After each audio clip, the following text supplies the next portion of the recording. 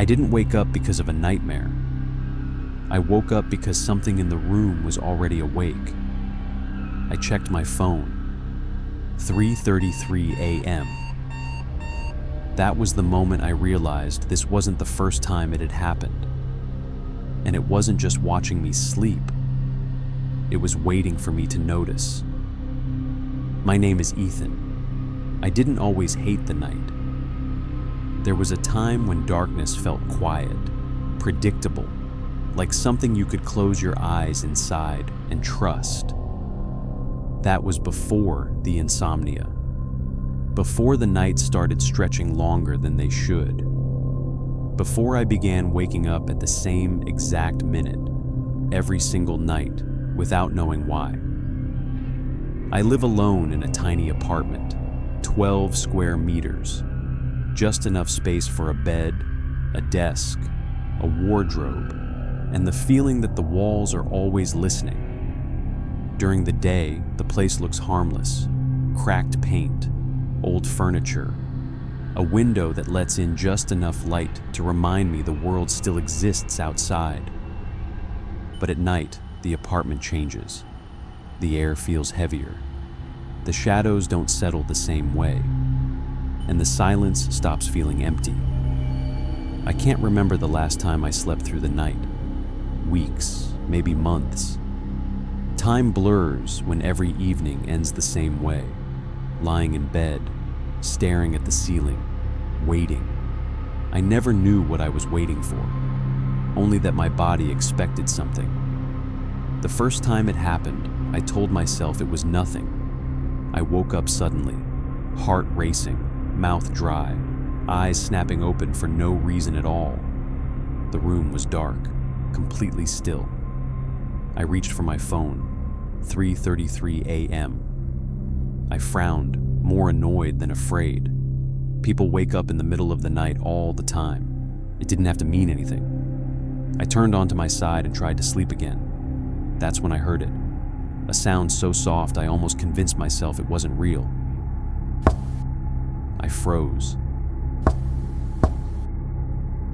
It was coming from somewhere near the bed. Not loud, not urgent, patient. I told myself it was the building. Old pipes, radiators, walls shifting as they always do at night. This place makes noise. Everyone knows that.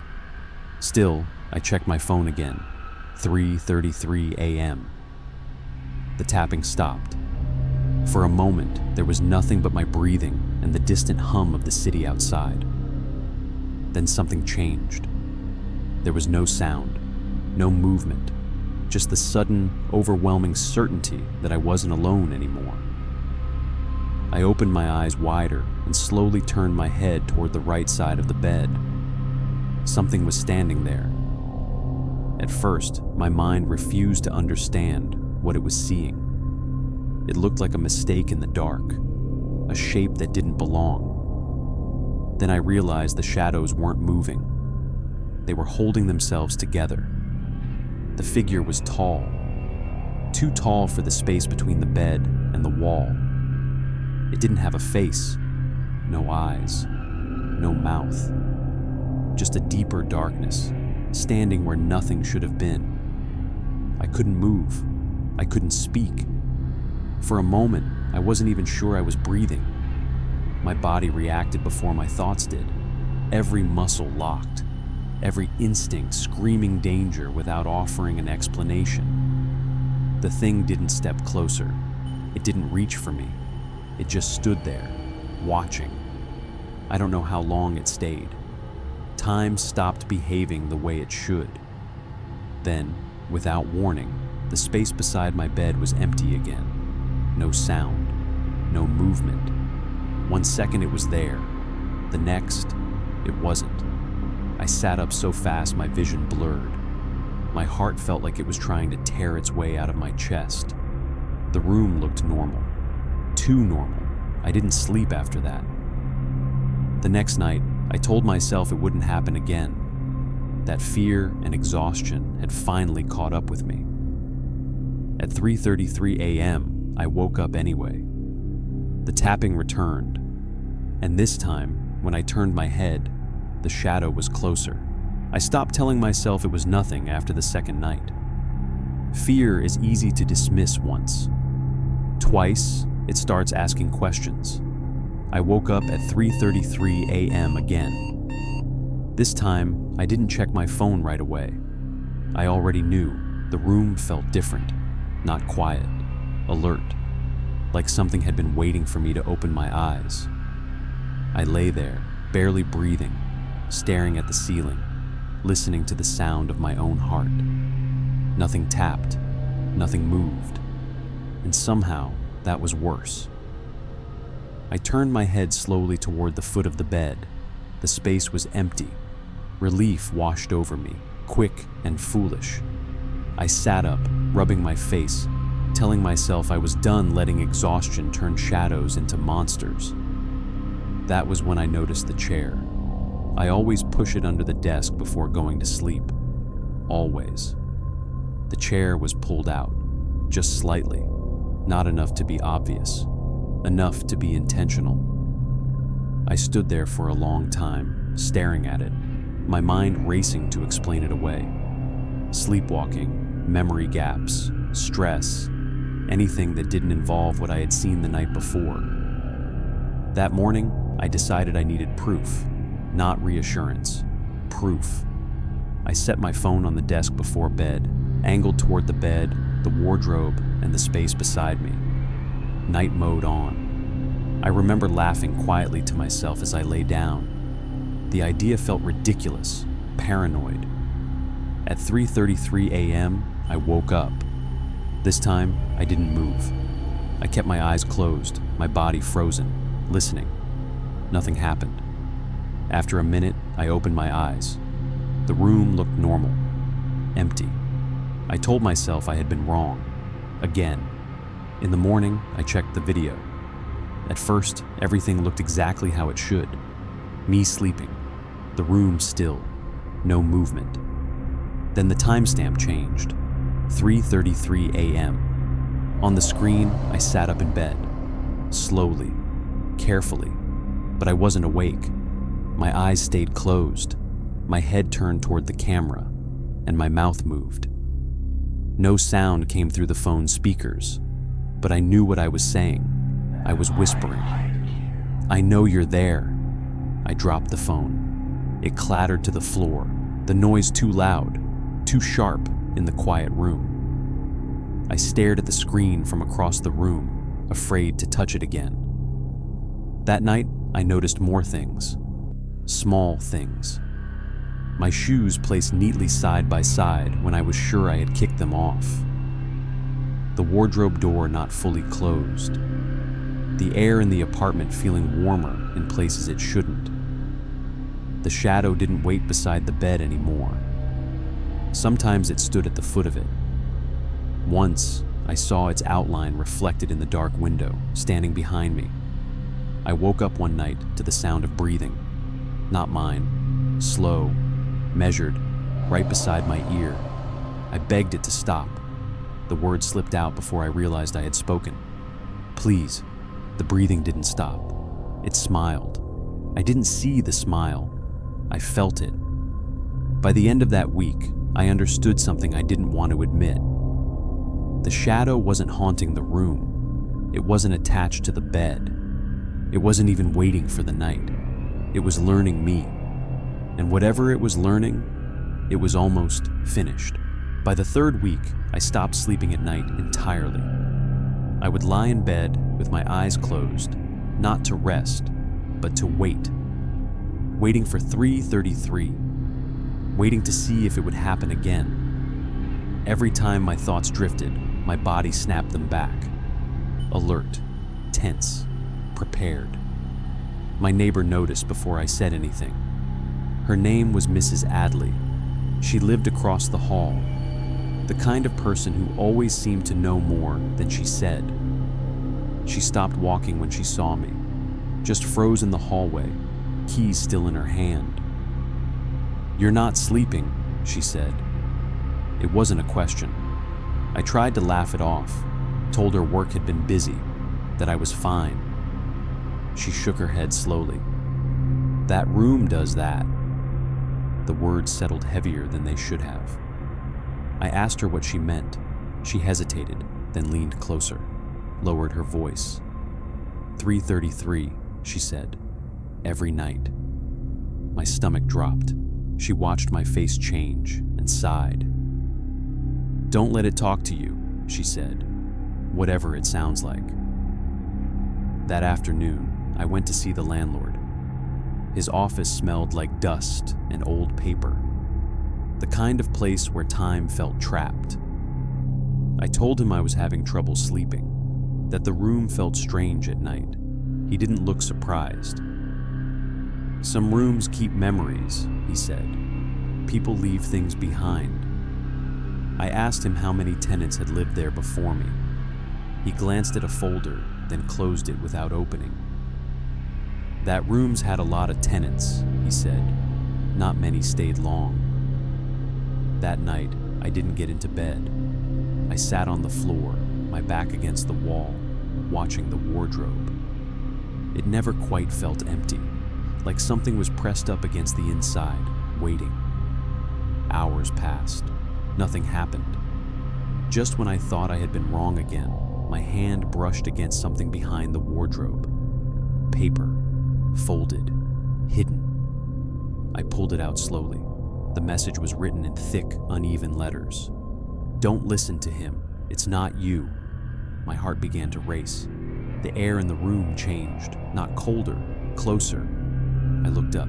The shadow stood near the wardrobe, clearer now, more defined. It tilted its head, the same way I do when I'm thinking. It spoke, not out loud, inside my head.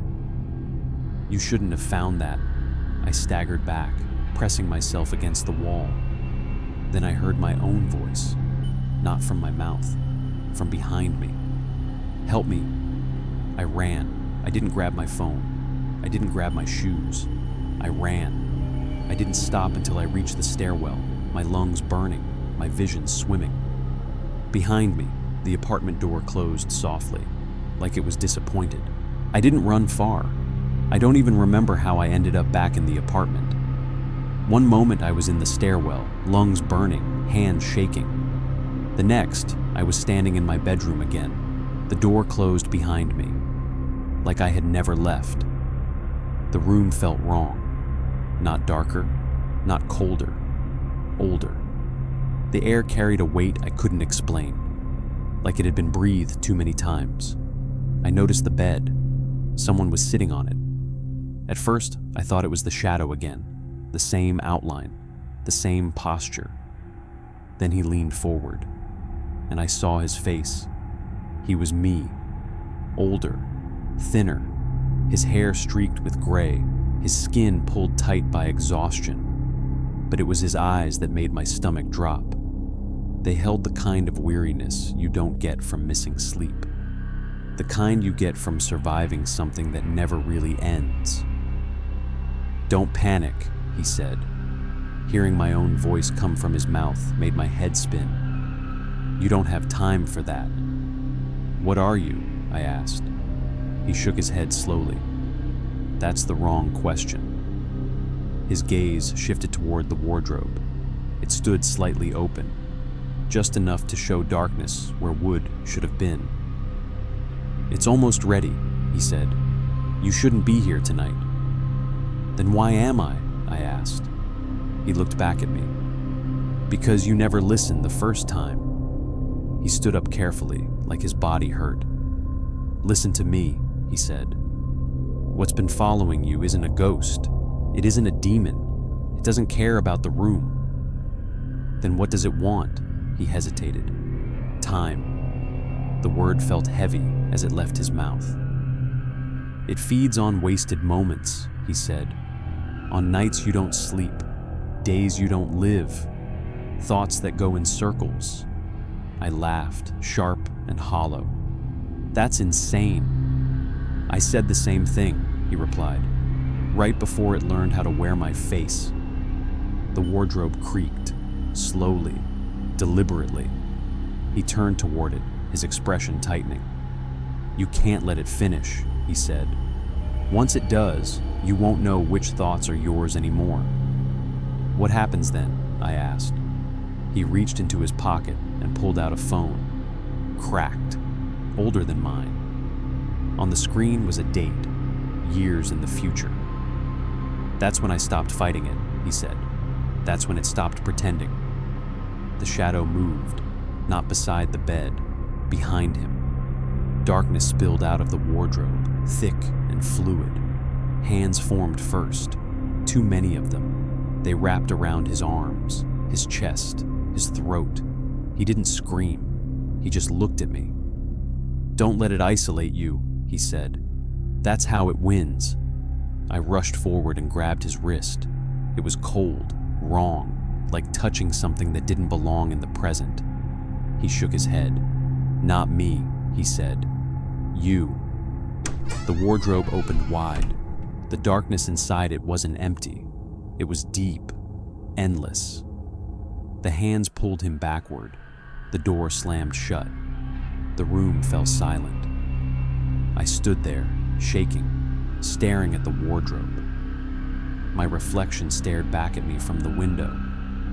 For a moment, it smiled. The wardrobe didn't open. It unfolded. There was no sound of hinges, no sense of direction. The darkness inside it stretched outward, like the room was being swallowed from the inside. I don't remember stepping forward. One moment I was standing in my bedroom, staring at the place where the other me had disappeared. The next, I was somewhere else, not falling, not standing.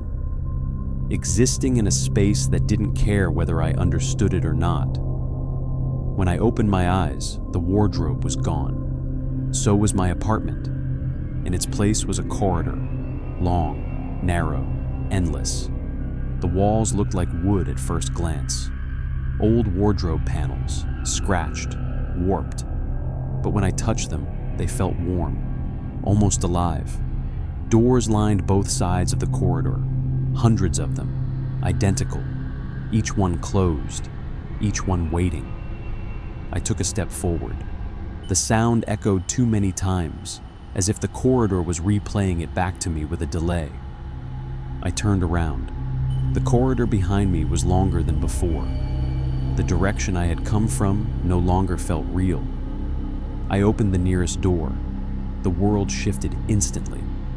I was standing in my childhood bedroom. Smaller, brighter, too familiar. I watched myself sitting on the floor, pieces scattered around me. A plastic robot. I remembered saving money for weeks to buy it. Remembered the excitement, the pride. Then the memory changed. I was older, standing in a classroom, staring at a test paper. I remembered that moment too. The second before, I decided not to raise my hand, not to ask for help, not to speak. The door slammed shut. I was back in the corridor, gasping. Every door led to a moment like that. Not random memories, specific ones. Moments where I hesitated, where I waited, where I told myself I would do it later. A night spent scrolling instead of sleeping. A message never sent. A promise postponed until it didn't matter anymore. The further I walked, the heavier the air became. The corridor didn't bend physically. It bent emotionally, like it was shaped by regret instead of walls. Then I heard footsteps behind me, slow, measured. I didn't turn around. I already knew who it was. "I am your wasted time." The voice didn't echo. It absorbed the sound around it. I stopped walking. The footsteps stopped too. I felt breath at the back of my neck. Warm, familiar. "I watched every moment you didn't live," it said. "Every night you chose silence. Every day you waited instead of acting." I turned. It stood there, perfect now, my face, my body. But its eyes were empty, not dark, empty. "You fed me," it said softly, "and now I am full." The doors around us began to open, one by one, each revealing a different version of me. Older, younger, broken, numb, all of them watching. "No," I said, "you're lying." It tilted its head, the same way I do when I know I'm right. I am you, it said, without the excuses. The corridor began to shake. The doors slammed open and shut, faster and faster, like a heartbeat losing control. The floor beneath my feet cracked. Blackness spread through the seams. I ran. The corridor stretched ahead of me, reshaping itself just fast enough to keep me inside it. Behind me, I heard screaming. My voice, over and over, every regret, every missed chance, all of them calling my name. The corridor began to collapse, doors tearing free, wood splintering, memories folding in on themselves. Ahead of me, a figure stood still, unmoving, unaffected. I almost didn't recognize him until he turned. It was me again, but not broken, not hollow. He reached out his hand. "Come with me," he said. "If you want to live." The corridor was tearing itself apart.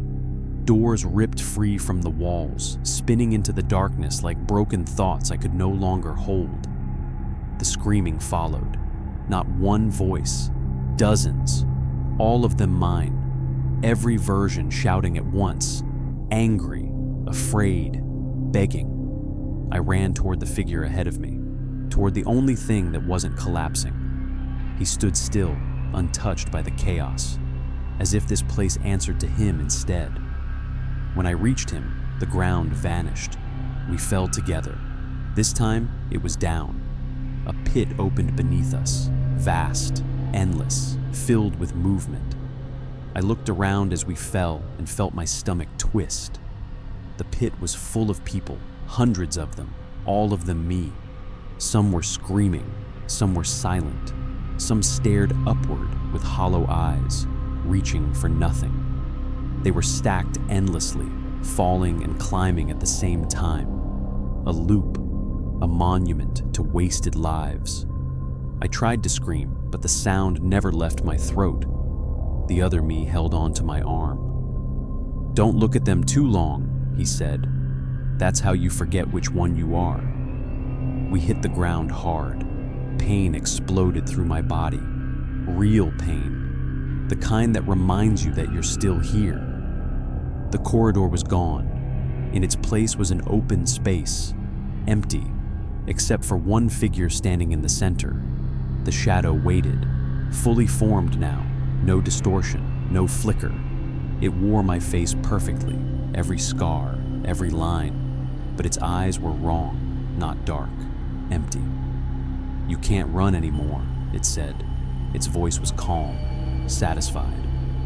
"I don't need to," I said. The steadiness of my own voice surprised me. It smiled. "You already gave me everything I needed."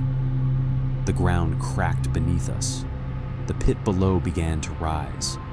Hands reached up from the darkness, grabbing at my legs, my arms. Versions of myself clawed toward me, desperate, blind. I felt myself slipping. The other me grabbed me, pulling me close. "Listen to me," he said. "There's still time." The shadow's expression changed. For the first time, it looked angry. "You belong to me," it said. "He always does." Something shifted inside me. Not courage, not strength, decision. I looked at the shadow, at the face that looked exactly like mine. "You're wrong," I said. "You're what I become if I stop." The pit screamed. The ground split open. The other me pulled me backward, away from the edge. The shadow lunged and missed. The world shattered. Light tore through the cracks, blinding and violent. I felt myself being pulled upward, away from the pit, away from the shadow. The last thing I saw was its face, confused, uncertain. Then I woke up. I was in my bed. My apartment looked normal, too normal. Morning light filtered through the window, birds outside, distant traffic. For a moment, I believed it was over. Then I checked my phone. 3:33 a.m. The screen flickered. A notification appeared. One I didn't recognize. It said, "You still have time." I turned my head slowly. The space beside my bed was empty, but the shadow on the wall moved, just a little.